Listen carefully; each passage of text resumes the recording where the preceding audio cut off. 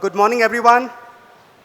Good morning, everyone. I wish you all a very warm welcome to the third edition of the Brews and Spirits Expo. My name is Vikram Achanta, and I'm your host for the day. I am also the founder and CEO of Tulleeho and the co-organizer of this conference. I realized the importance of introducing myself formally a couple of months ago after hosting the finale of 30 Best Bars India. After I did that, a friend of mine in the audience remarked that a couple of bystanders asked him who that bald guy was on stage. For the sake of what's left of my vanity, I won't mention what other descriptor that he used. To get things rolling, I'd like to invite Dr.Uma, Ms.Hina, Nagarajan, Narayan, Manepally, and Pvt.Ltd. Devaiah to kindly light the lamp and formally inaugurate the Brews and Spirits Expo, and then we'll invite them on stage after that. Please.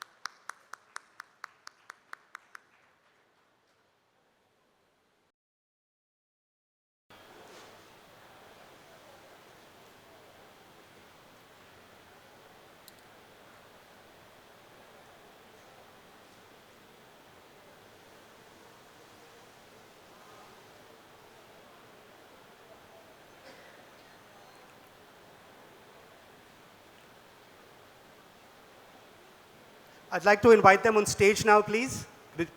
I request them all to join me now on stage, please.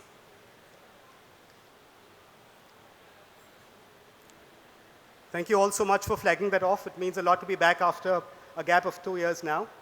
I'd like to first welcome Dr. Uma, our chief guest for today. Medicine's loss was a gain for the Indian unfair fabric when Dr. Uma joined the IAS, because he also has a qualification in medicine. Yeah? He's the West Bengal Excise Commissioner. During his tenure there, he's had several accomplishments to his name, including receiving the Digital India Award for the Government of India for IT initiatives. He's responsible for the introduction of the state's microbrewery policy, as also the introduction of online sale of alcohol and its home delivery. A big hand for him, please. Our guest of honor today is Ms.Hina Nagarajan, the Diageo and Managing Director of Diageo India, and also a member of Diageo's Global Executive Committee. Prior to her current role, she was Managing Director of Diageo for Africa Emerging Markets. With her passion for premiumization and craft, it's perhaps no surprise that her tenure has seen a flurry of Indian single malts launch in the last 1 year. As a visitor myself, the technical center in Whitefield, I can tell you with confidence that you ain't seen nothing yet. Brews and Spirits Expo is positioned as India's only exclusive pure-play alcohol tech trade event, starting today with a perfect blend of exhibitors from the fields of packaging, raw material, equipment, and of course the brands themselves. We believe this annual trade fair and conference is now primed to serve the alcohol industry in India for many years to come, and helping align the rapidly growing Indian industry with global trends and technologies. So without further ado, I'd like to now welcome on stage Narayan Manepally, the Chairman of the Advisory Committee for Brews and Spirits, to give a short welcome address. Narayan, over to you.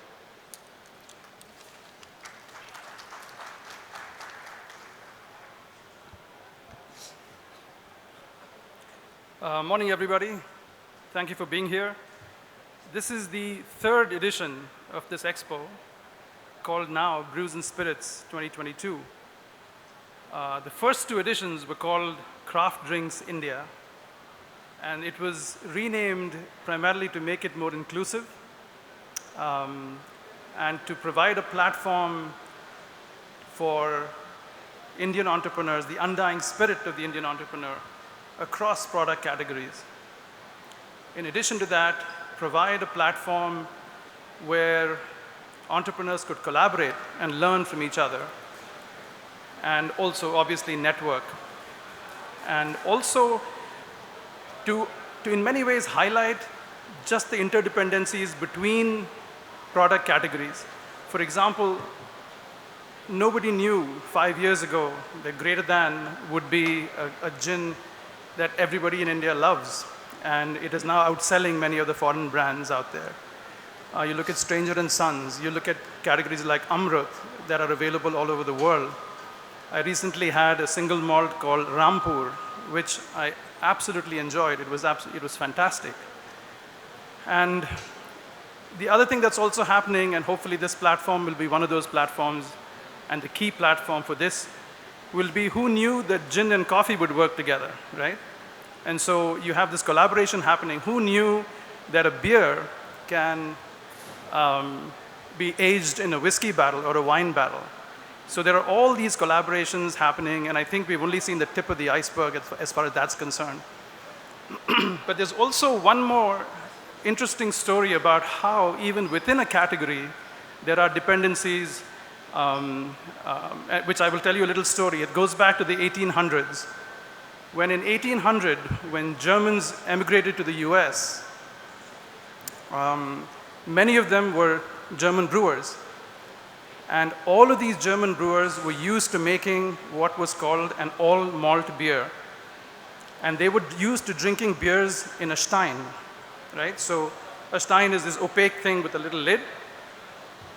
And when they went to the US, American consumers wanted a crystal clear beer in a glass.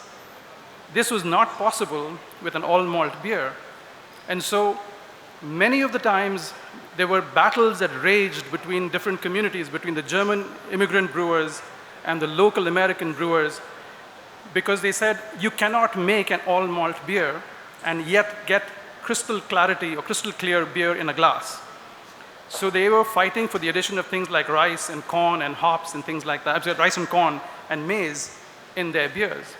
And there was a battle that ensued for decades on end.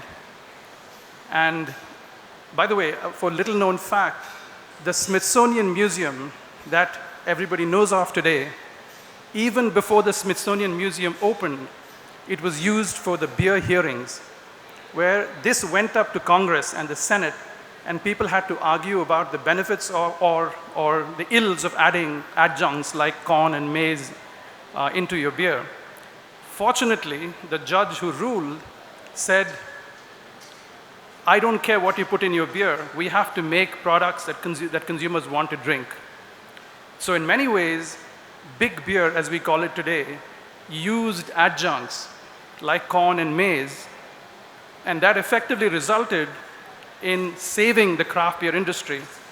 If they weren't allowed to do it, you probably would not have a craft beer community or an industry that exists today, possibly. So anyway, so there's interdependencies even within categories. We hope that this is going to be the marquee platform for all of those things to be enabled and happen.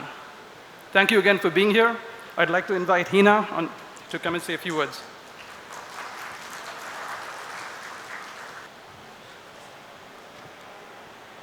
Morning, ladies and gentlemen. I'm truly excited to be here today with all of you. When Vikram approached me to deliver the keynote for this expo, he shared the theme of Grain to Glass 3.0, Innovation for Disruption, and that deeply resonated with me. As the country's leading beverage alcohol company, we are sensitive to consumer, community, and societal needs. We are proud of being a responsible producer and marketeer of beverage alcohol, and we champion responsible consumption as part of a balanced lifestyle. We are driving our business on the philosophy of doing business the right way, grain to glass. And this shows up in our sustainability and innovation initiatives across our product portfolio, as well as the community programs we run. Last year, we launched Society 2030, Spirit of Progress, our new 10-year action plan on the role we will play in society. As part of this program, we are working on 3 goals: driving ESG from grain to glass, focusing on water for life, low carbon economy, and sustainable by design, supporting our local communities. The second one is moving India towards drink better, not more. The message of moderation, tackling harmful drinking, responsible marketing. Last but not the least, leading in inclusion and diversity. 50% women in our leadership by 2025 is our goal. And we want to build the most inclusive workplace for women, LGBTQ+, and people with disabilities. I laugh because I think about 20 years ago when I came into corporate life, actually more than that, if I had mentioned then that I want to join an alcohol company, I would have had, and I see all the ladies here sort of nodding their heads, people would have fallen off their chairs, right, saying, what are you going to do in alcohol? We've really come a long way since then, and I'll tell you a little bit more about that. But, 3 years or 4 years ago, when I told my husband that I know which company I want to join Diageo, he said, oh my God, go for it, right? That's the difference, right? And I think we've come a long way. I still don't see enough women in this room yet, but we are on the journey. But more on that a little bit later. I would like to share with you some of our initiatives, firstly on ESG from grain to glass. We work very hard on water stewardship, really preserving water for life. Last year, we initiated work across 3 of our locations, Nasik, Nanded in Maharashtra, and Kumbalgodu here in Karnataka, to replenish about 4.62 lakh cubic meters of water. And our goal is to make all our distilleries water positive, which means that we will replenish more water than we use. We are working on a net zero carbon goal, right? Our greenhouse gas emissions across our own operations have been reduced almost 80% over the last 3 years. And we are sustaining zero fossil fuel use in our distilleries. And we are doing a massive afforestation drive to offset the residual greenhouse gas emissions we have. We are also doubling the use of solar energy in our distilleries. On the plastic waste side, last year we collected about 41,000 metric tons of plastic. And this year by June, I'm very pleased to say that we are actually plastic positive. which means that we have collected more plastic waste than we have put out in the environment.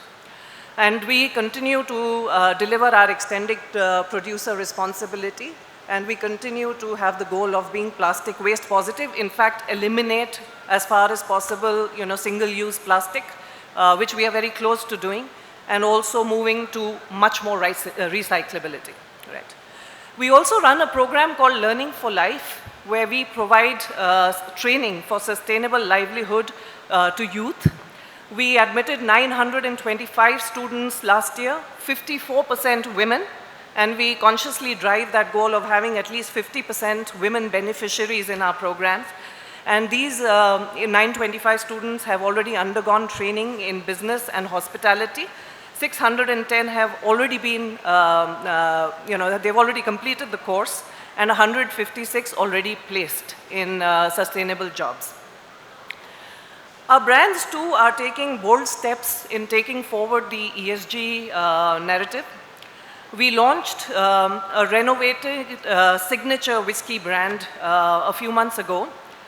This is crafted from nature, and it is building on the platform of sustainability. 40% of the glass used for the bottle is recycled. We are sourcing the outer carton paper very responsibly, and it is Forest Stewardship Council certified paper. You heard Vikram talk about an Indian single malt. We just launched Godawan very recently. I'm sure most of you have not had a chance yet to taste it, but you will love it. We've only got it in a couple of states so far. But Godawan has been launched inspired by the great Indian bustard, the national bird of Rajasthan, and we are working to preserve that bird with every bottle sold of Godawan. Not only that, Godawan is crafted in a water-positive distillery, because Rajasthan is a water-parched state, and we are really responsibly ensuring that we replenish more water than we use in that distillery. We are working with the community to conserve water there, and we are also working with the community to preserve the local art and craft. We launched, a couple of years ago, we had launched a small format of our Scotch whiskies called the Hipster Pack, which was a PET-based pack. We have now moved that to 100% biodegradable and recyclable hipster Scotch packs, and these will be fully compostable and more earth-friendly compared to what we had earlier. We have also gone live recently with our blockchain-enabled track and trace application across our key brands, and this is to drive transparency across the supply chain and accountability and authenticity of our sustainability initiatives. And we have announced recently that we will be removing the outer cartons on our bottles in the luxury and premium segment, and the rest will follow in a phased manner. I'm very pleased that the industry is working together on this initiative, and that our competitors, Pernod, have also announced this initiative. Very, very pleased about that. We also work as an industry together to really foster positive drinking. Right? We work towards curbing underage consumption. We have a program called Act Smart India, and we've educated this year alone 60,000 students and parents on the risks of underage drinking. And I'm very pleased that actually this program is gaining traction, because we do measure ourselves on whether the message is actually getting embedded with these young people. And we asked them to take a survey, a behavioral attitudinal change survey, and we thought that we would get about 20% response and 20% capture of attitude change. We've actually got 37.5%, which is very, very encouraging for us. On moderation, we drive a huge message of moderation. We genuinely want people to drink better, not more. And we have a site called Drink IQ, which gives this message of impact of alcohol on your body. And we actually invite all of you to visit that and go through the messaging there. We spread it very broadly through all our communication work, and it would really be great for us if you visited that site. Right. On drink driving, we educate consumers every year on the risks of drink driving, and we have a program called Wrong Side of the Road, which is very provocative, It really gives the message of risks of drink driving. And we have also partnered now with 5 regional transport offices in 3 states, Rajasthan, Maharashtra, and Uttar Pradesh, where we have launched a driver sensitization tab lab, where it is now mandatory for all candidates to go through this program before their license is issued. And we hope that we will be able to work with many such more offices to be able to take this message forward, right? I come back to inclusion and diversity, something that I'm really passionate about. We have very, very focused initiatives there. As I mentioned, we want 50% of our leadership to be women. A few years ago, not so far ago, 2017, we had 7.5% women in our organization. Today, we already have 23%, and we really want to keep going ahead. Right? 42% of our brand communication and creative today is led by women. I mean, you can probably remember the times when it was absolutely taboo to see a woman with a glass of whiskey in her hand. But today, 40% of our creative women are talking about our products, which is a huge progression in my view, but not enough, right? We also have 8% of the creators who are our influencers and partners who are on the gender orientation spectrum. And brands like Signature, Gordon's, and Smirnoff all feature these gender fluid protagonists. And this is a narrative we really want to take forward, right? So this is a narrative that I actually seek help from all of you in taking forward, right? In the recent Creative Comeback India program, we joined New York and London in celebrating female and binary creative talents who were coming back to work after a break. And as you know, especially women in our country find it really hard to come back to work once they've taken a break for family reasons. But this is an initiative that we think is a springboard for bringing these people back into working life. We are also, along with Hindustan Lever, Mondelez, and WPP, the founding members of the Unstereotype Alliance, which aims at working with advertisers across the country to be progressive and inclusive in the advertising and communication that all of us do. Along with that, we are helping the Advertising Standards Council of India to draft guidelines on progressive portrayal. Right? I will now step back and move away from our ESG grain to glass to a topic that Vikram talked about and a big subject of the Expo, the importance of craft to our industry. Our decisions on innovations and new launches are really backed by sharp consumer insights. And one insight which all of you know is that for the last few years, and particularly I would say during the pandemic, consumers have started looking for newer experiences. They are displaying repertoire drinking behavior, and they have become passionate about sustainability and also local pride, right? They are displaying a very strong sentiment for locally made products and Indian exceptionalism, right? And whether it's the corporate sector or the creation of value across the industry spectrum, we see this trend becoming even more. I mean, you are aware that development of the craft spirit in India comes in waves, right? It was the beer industry first. I mean, we saw a huge explosion of beer. And then, it is heartening to note that a spate of gin brands, and you mentioned some of those. Gin is leading the second wave, and we are sure rum and vodka will follow, and whiskey is not far behind. And we are very earnest about really supporting and building craft and innovation for disruption. So when it comes to the theme of innovation for disruption, I think the other part of the discussion today, which Vikram has put together, I can share with you that one of our pillars of growth is also to deliver transformational innovation, right? We've taken a future back approach. We are looking at what are those opportunity spaces where consumer trends are going to come from.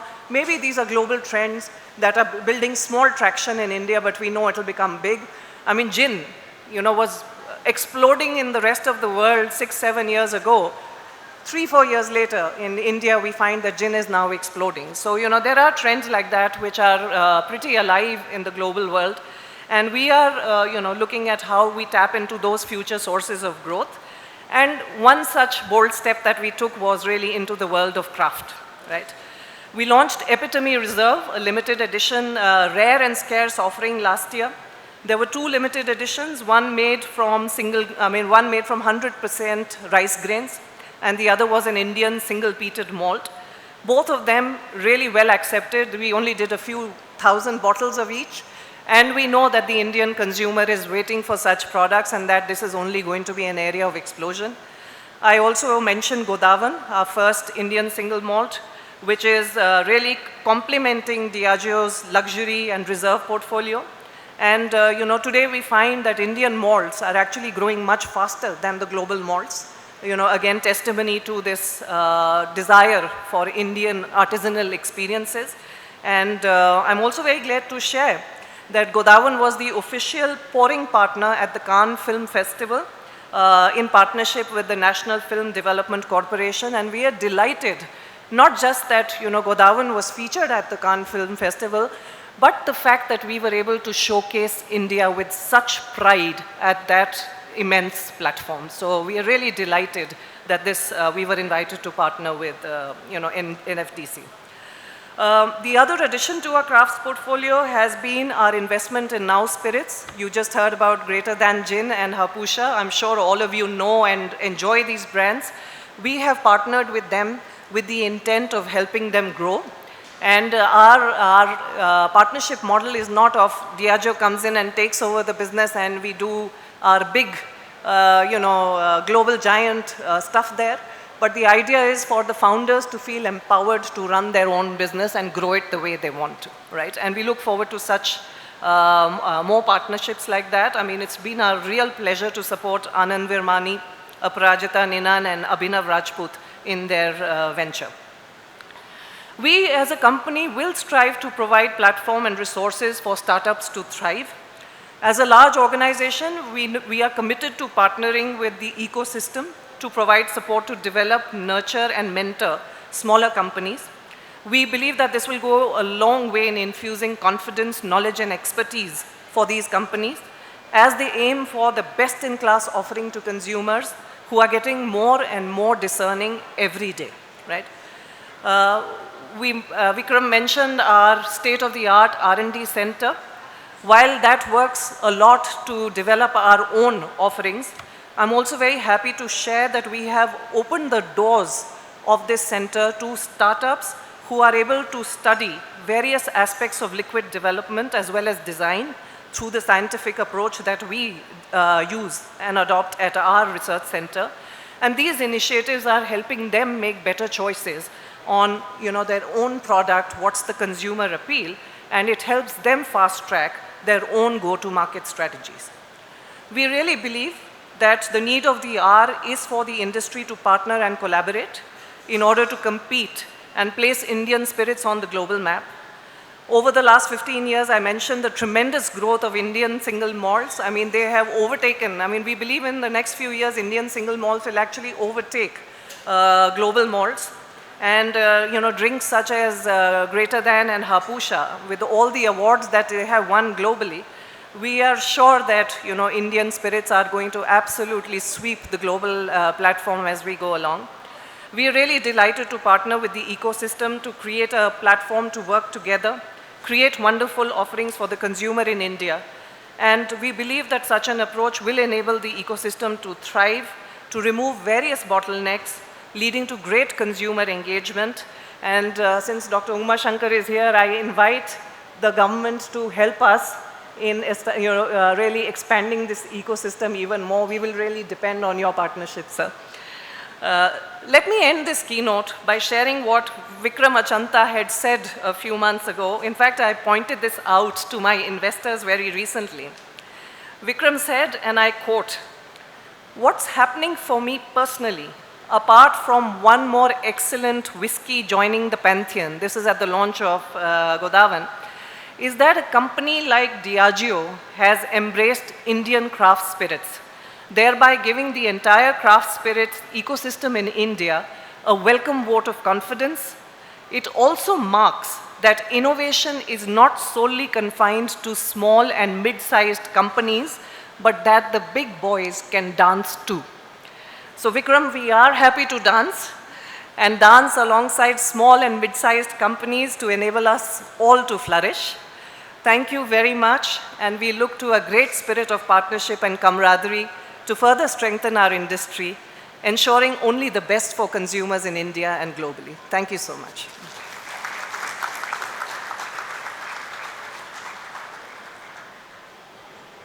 Thank you so much, Hina. I'm sure your words will resonate with all the entrepreneurs in this room, many of whom are in the sectors that you mentioned. I'd now like to welcome our chief guest, Dr.Uma to please give another note of address. Thank you.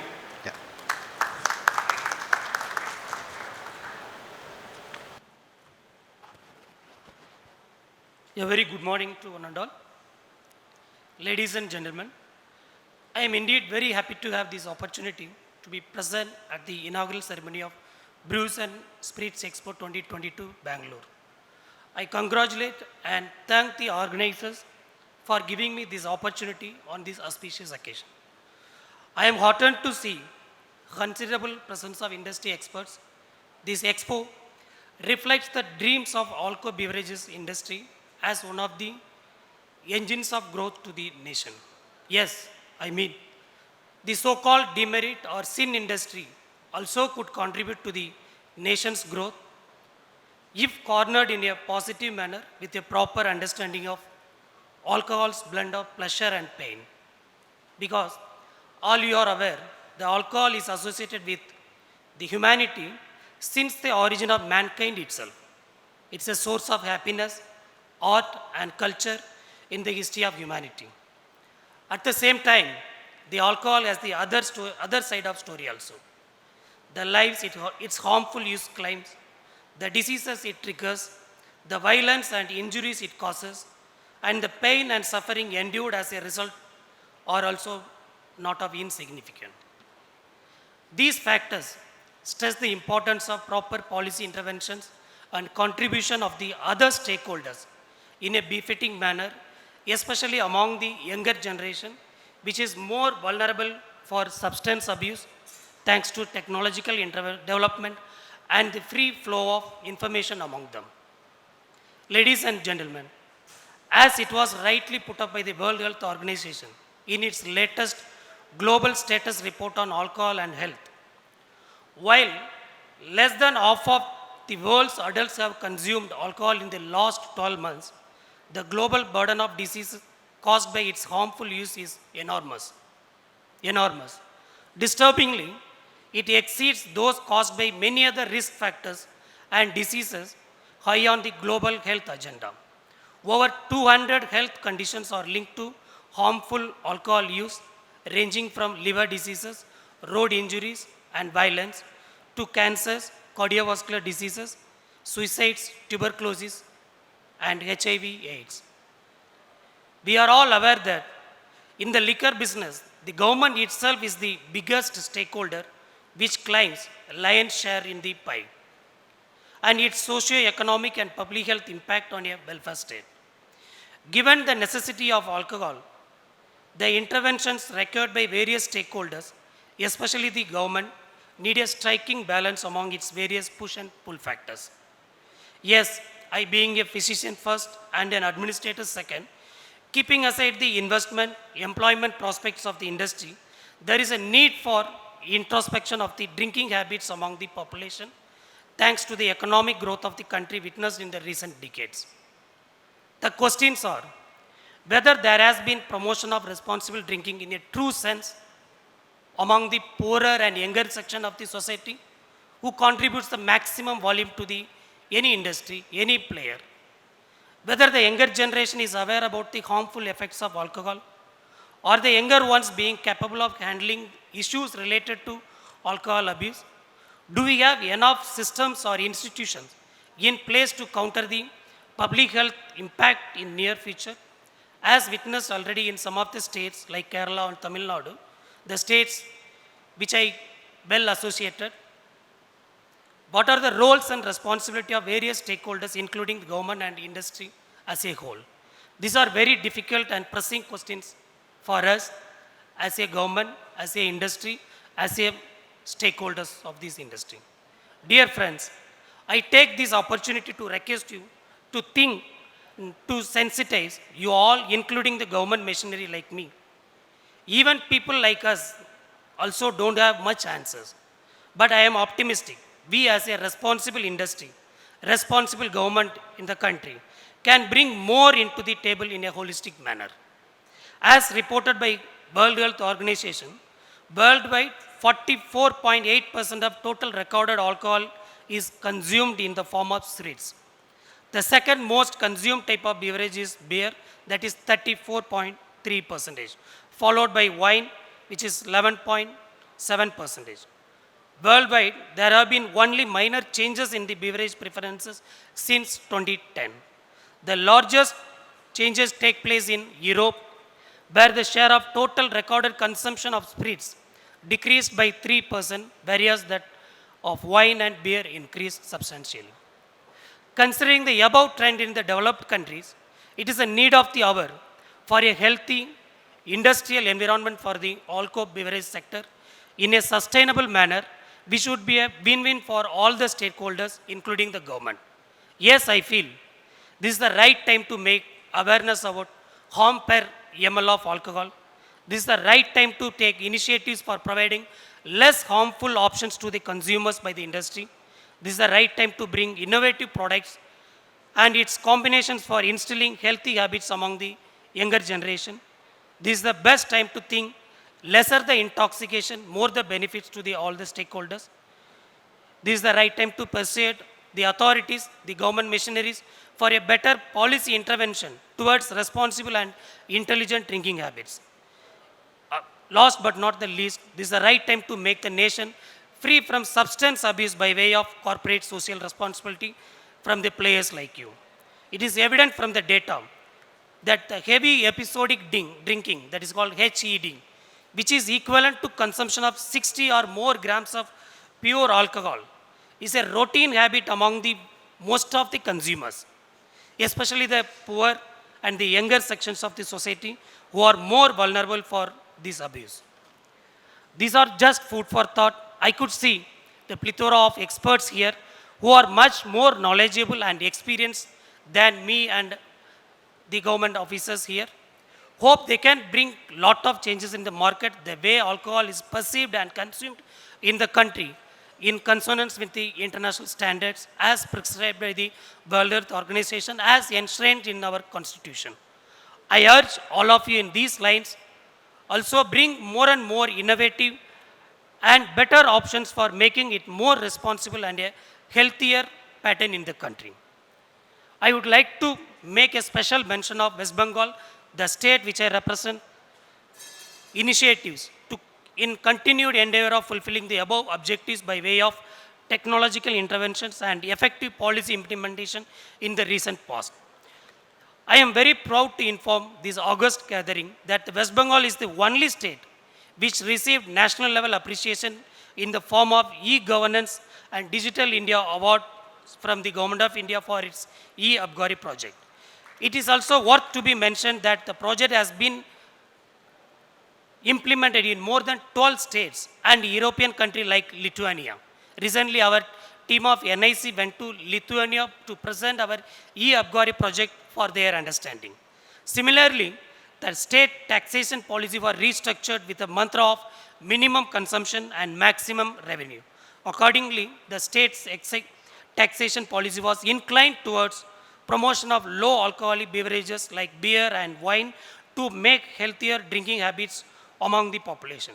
The differential duty structure for mild and strong beer, microbrewery with the permission to sell, retail outlets for promotion of craft and draught beer segments also some of the few initiatives which we took in the recent past.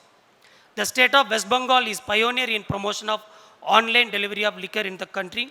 Even the entire supply chain of liquor also designed and modeled based upon futuristic e-commerce model where the retailers and the manufacturers interact freely in the corporation-owned digital platform as well as the consumers also. In ensuring ease of doing business for the industry, concepts like subleasing and franchises are incorporated in our policy. The entire system of liquor manufacturing, transportation and sale are transacted through the digital platforms only. It is also worth to inform you all that ours is the first state to allow production of non-alcoholic beer from a brewery for efficient utilization of the establishment as per the international best practices of the production line practices in the breweries. Thanks to various interventions in the holistic and progressive manner, the state has witnessed around 20% of CAGR in the last decade in this sector. Even during the COVID-19 pandemic-induced slowdown, the state could register a growth of 15% CAGR in the last 3 years. The demand for low alcoholic beverages surged to the tune of 150 to 200% in the recent months. Even our breweries are not able to cope up the demand which was generated in the recent days. Similarly, the state took bold initiative to make the premium products more affordable. It is the lowest in the country to some extent, I would say. On these lines of progressiveness, we are exploring other possibilities like introduction of micro winery and micro distillery aspects also for promotion of fruits-based winery as well as mahua-based distillery in our state, which is more abundant in our state.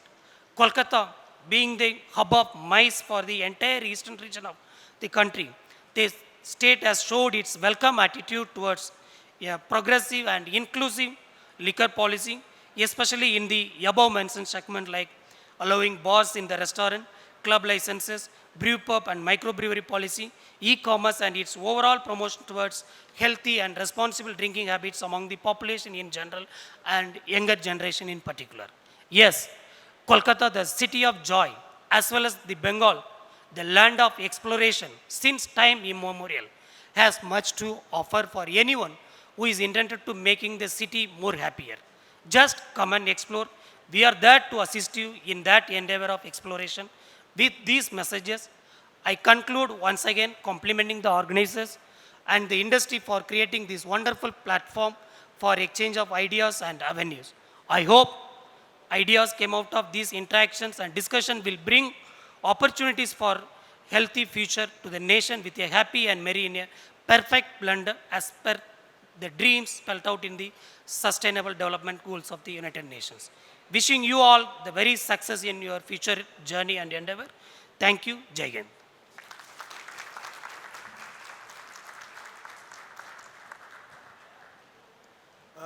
Thank you, Dr. Uma Shankar. I particularly like the sentiment about making the city of joy a much happier city.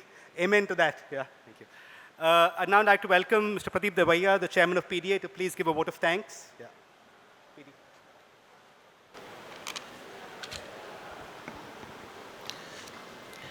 Good morning, everyone.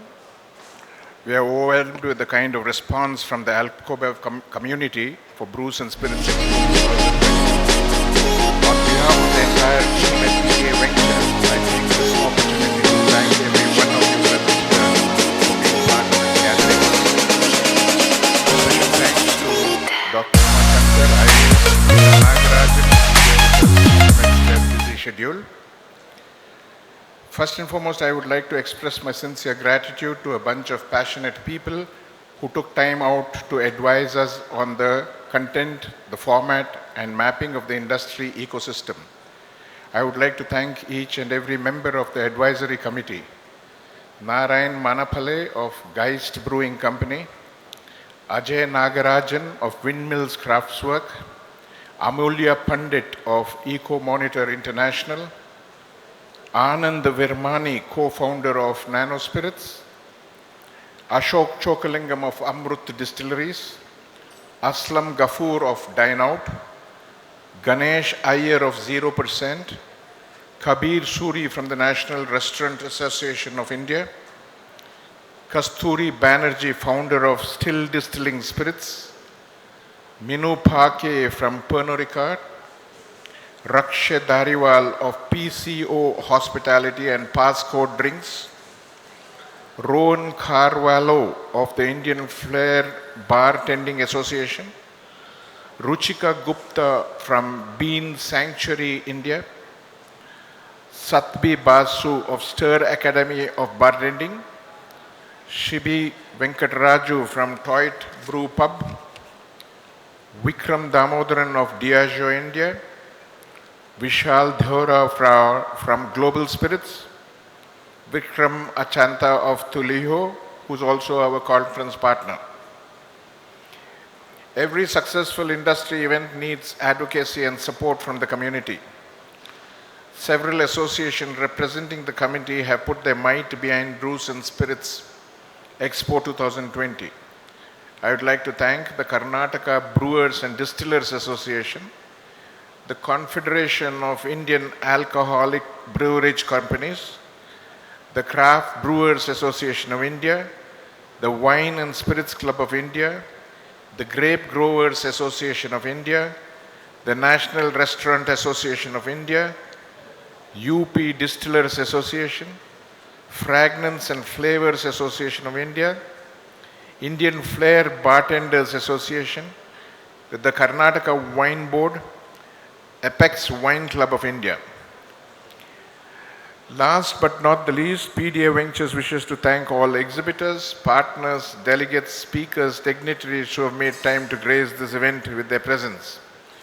And of course, the media, digital and print media, who've brought everyone here into this eco-platform, common platform. Thank you. I now wish to hand over the position to Vikram. Thank you so much. Thank you, PD, and thank you again to Dr. Uma, Ms.Hina Nagarajan, and Narayan Manepally of Geist. We'd like to just give them a small memento as a gesture of our appreciation before we move to refreshment break. PD, could I request you to hand them over to our guests?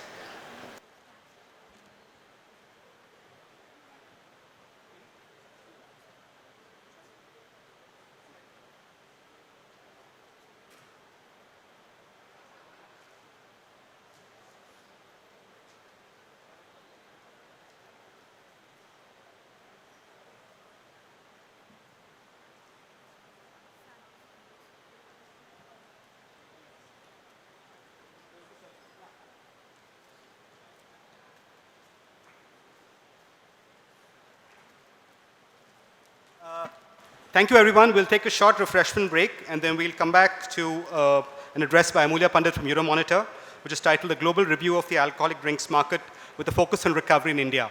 See you back in about 15 minutes' time, at 11:15, I would say. And stay peeled to your seats. We have an action-packed lineup through the day. I'm guaranteed you don't want to miss it. You know what the Bangalore traffic is like in any case, right? You don't want to go out there. Yeah.